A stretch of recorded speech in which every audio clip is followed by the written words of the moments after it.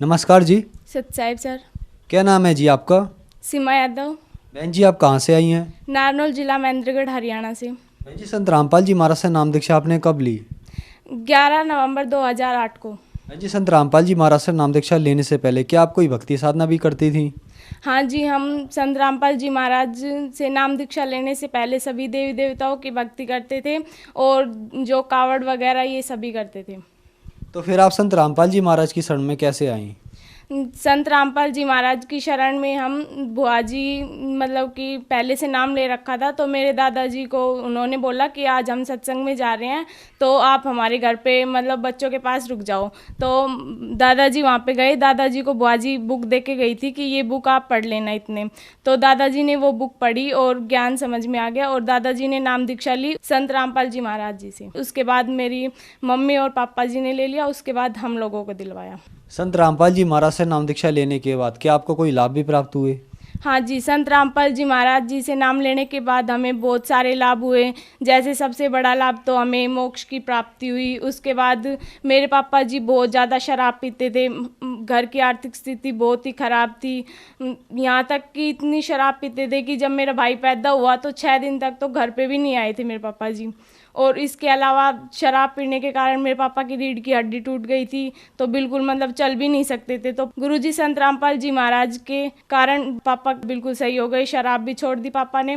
उसके अलावा घर में मतलब बहुत सारे पैसे बढ़े। मम्मा ने जहाँ पैसे रख रखे थे उससे एक्स्ट्रा पैसे मिले मम्मा को। उसके बाद गुरुजी मेरे को सतलोक लेके गए। जब मैं भिवानी आश्रम में गई थी तो गुरुजी फिर मेरे पास आए, परमात्मा कबीर साहिब। तो वो बोले कि बेटा सतलोक चलेगी? मैं बोली हाँ गुरुजी सतलोक चलूँगी। गुरुजी आए और फिर मेरे को सतलोक लेके गए। मैं जगी रही थी, सो नहीं रही थी, मेरे को एक सपना सा लगा वो। और फिर गुरुजी लेके गए। फिर वहाँ पे गुरुजी ने मेरा घर दिखाया। गुरुजी बोले बेटा आपकी भक्ति पूरी होने के बाद आप यहाँ पे आओगे।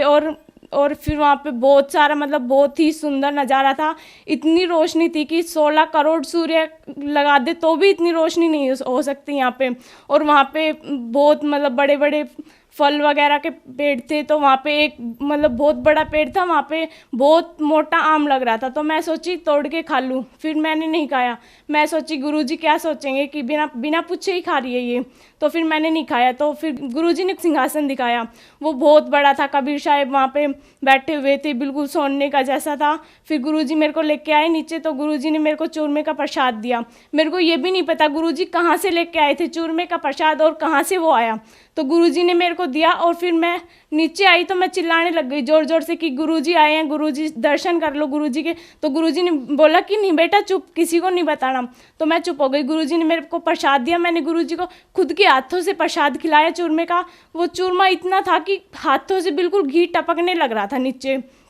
फिर मैंने गुरुजी को खिलाया। उसके बाद मैं मतलब मेरे पास जो बैठे थे बुआ जी की लड़की थी, तो मैंने उसको खिलाया। तो गुरुजी बोले नहीं बेटा किसी को नहीं खिलाना, ये आपके लिए है। मैं बोली ठीक है गुरुजी। तो फिर मैं दोबारा चिल्लाने लगी कि गुरुजी आए हैं, दर्शन कर लो, गुरुजी आए हैं। तो गुरुजी इतनी देर में अंतर्ध्यान हो गए और फिर मैं रोने लग गई ज़ोर ज़ोर से। मैंने चूरमे का प्रसाद खाया। फिर मैंने जो मेरी भाजी की लड़की मेरे पास लेटी हुई थी, मैंने उसको भी खिलाया। उसके अलावा मेरे पापा जी का बहुत बड़ा एक्सीडेंट हुआ था। आगे ट्रोला था बहुत बड़ा और पापा पीछे ट्रैक्टर पे थे। तो वो उसके अंदर जाके बिल्कुल ठुक गया और पापा की बिल्कुल खरोच भी नहीं आई संत रामपाल जी महाराज की दया से। और इसके अलावा मेरे भाई पैदा हुआ तभी से इतना बीमार रहता था कि वो एक दिन घर पे रहता था तो 2 दिन डॉक्टर के पास ही रहता था, इतना ज़्यादा बीमार था। तो संत रामपाल जी महाराज की दया से वो भी ठीक हो गया। और इसके अलावा मेरी सिस्टर है, उसके गले में प्रॉब्लम थी बहुत बड़ी कि ना तो वो सांस ले सकती थी और ना कुछ खा पी सकती थी, कुछ भी उसके नीचे नहीं जाता था।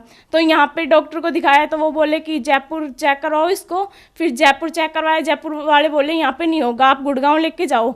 तो उसको गुड़गांव लेके गए। फिर उसके बाद डॉक्टर ने कहा कि 6 महीने तो इसकी मतलब दवाई असर ही नहीं करेगी, उसके बाद थोड़ी बहुत असर करेगी और ये भी कोई पक्का नहीं है कि ये ठीक होगी या नहीं होगी, इसका बचना बहुत ही मुश्किल है।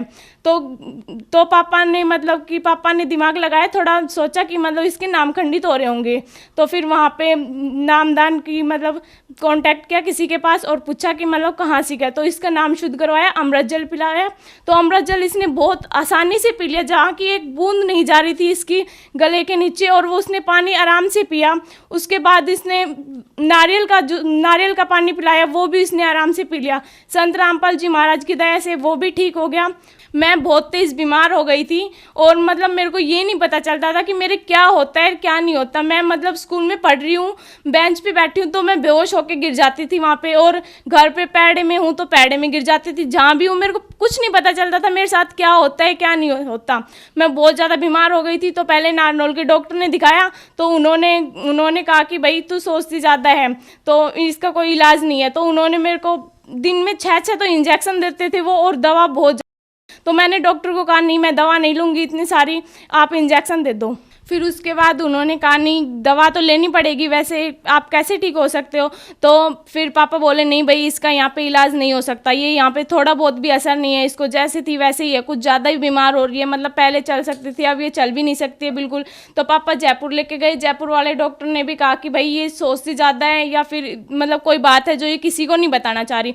मैं बोली नहीं, ऐसी कोई बात नहीं है। तो मैंने परमात्मा से कहा, परमात्मा आप ही ठीक कर सकते हो, संत रामपाल जी महाराज। तो गुरुजी ने फिर मैं सोची नाम खंडित हो रहे होंगे किसी कारण से, तो फिर मैंने नाम शुद्ध करवाए, और पहले से बहुत ठीक है बीमारी, और डॉक्टरों की वजह से कुछ नहीं, संत रामपाल जी महाराज ने ठीक किया है मेरे को।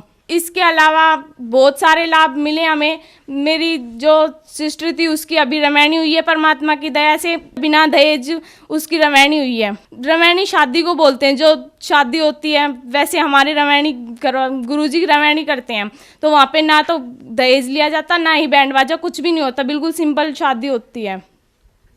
संत रामपाल जी महाराज से नाम दीक्षा लेने के बाद आपको बहुत सारे लाभ प्राप्त हुए, तो जो दर्शक आज आपको देख रहे हैं, आप उन्हें क्या संदेश देना चाहेंगी? उन्हें मैं संदेश तो क्या देना चाहती हूँ, पर मैं उनसे प्रार्थना कर सकती हूँ कि परमात्मा आए हुए हैं संत रामपाल जी महाराज, उनसे उनकी भक्ति समझो, बुक्स पढ़ो, बहुत सारी बुक है, या फिर टीवी चैनल पे बहुत सारे चैनल पे सत्संग आते हैं, उनके सत्संग सुनो और अपनी मोक्ष प्राप्ति करवाओ। संत रामपाल जी महाराज से नाम दीक्षा कैसे प्राप्त की जा सकती है? संत रामपाल जी महाराज से नाम दीक्षा प्राप्त करने का बहुत ही सरल आइडिया है। आप टीवी चैनल पे सत्संग आता है, उस पे देख सकते हो, या बुक्स के पीछे भी नंबर रहते हैं, हर बुक्स के पीछे नंबर मिलेंगे, उस पे आप कांटेक्ट करके आपके जो भी जितना पास नामदान पड़ता है वहीं से आप नाम दीक्षा प्राप्त कर सकते हैं। धन्यवाद जी। सत साहिब।